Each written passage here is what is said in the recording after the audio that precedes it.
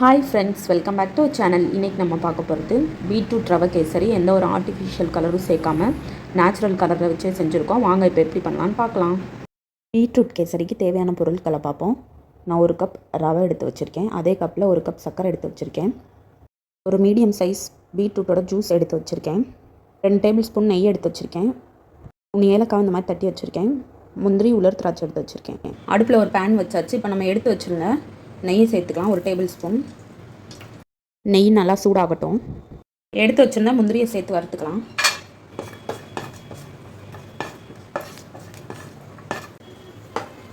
பாருங்கள், இப்போ நம்மளோட முந்திரி நல்லா வறுபட்டுருச்சு.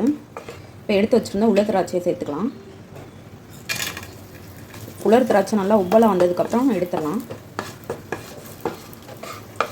பாருங்கள், இப்போ நம்மளோட முந்திரி உலர் திராட்சையும் வறுபட்டு வந்துருச்சு. இப்போ இது ஒரு பிளேட்டில் ட்ரான்ஸ்ஃபர் பண்ணிக்கலாம். இப்போ இதே பேனில் நம்ம எடுத்து வச்சுருந்த ரவையை சேர்த்து வறுத்துக்கலாம். ரவையை லோ ஃப்ளேமில் வச்சு 4 to 5 மினிட்ஸ் வரையும் நல்லா வறுத்துக்கலாம். ஹை ஃப்ளேமில் வச்சா கரிஞ்சிரும், அதனால் லோ ஃப்ளேமில் வச்சு வறுத்துக்கலாம். ரவை வந்து லைட்டாக கலர் சேஞ்ச் ஆகணும். பாருங்கள், நம்மளோட ரவை நல்லா வறுபட்டு வந்துருச்சு. இப்போ இதை ஒரு பிளேட்டில் ட்ரான்ஸ்ஃபர் பண்ணிக்கலாம்.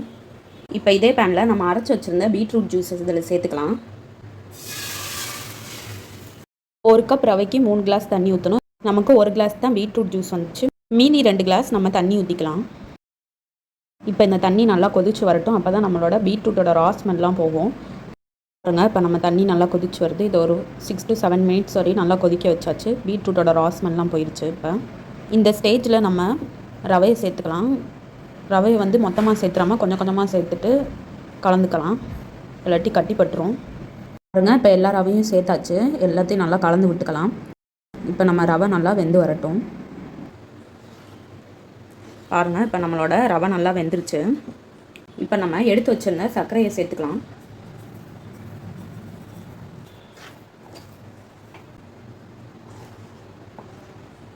வாசனைக்காக எடுத்து வச்சுருந்த ஏலக்காவை சேர்த்துக்கலாம். லாஸ்ட்டாக நம்ம வறுத்து வச்சுருந்த முந்திரி உலர் திராட்சையை சேர்த்துக்கலாம். அவ்வளோதான் ஃப்ரெண்ட்ஸ், நம்மளோட பீட்ரூட் ரவை கேசரி சூப்பராக ரெடி ஆயிடுச்சு. பாருங்கள் ஃப்ரெண்ட்ஸ், நம்மளோட பீட்ரூட் கேசரி சூப்பராக ரெடி ஆயிடுச்சு. நீங்களும் இதே மாதிரி உங்கள் வீட்டில் ட்ரை பண்ணி பாருங்கள். பீட்ரூட் பிடிக்காதவங்களுக்கு கூட இந்த மாதிரி செஞ்சு கொடுத்தா விரும்பி சாப்பிடுவாங்க. உங்களுக்கு இந்த வீடியோ பிடிச்சிருந்துச்சுன்னா லைக் பண்ணுங்கள், ஷேர் பண்ணுங்கள், கமெண்ட் பண்ணுங்கள். மறந்துடாமல் நம்ம சேனலை சப்ஸ்கிரைப் பண்ணுங்கள். தேங்க்யூ.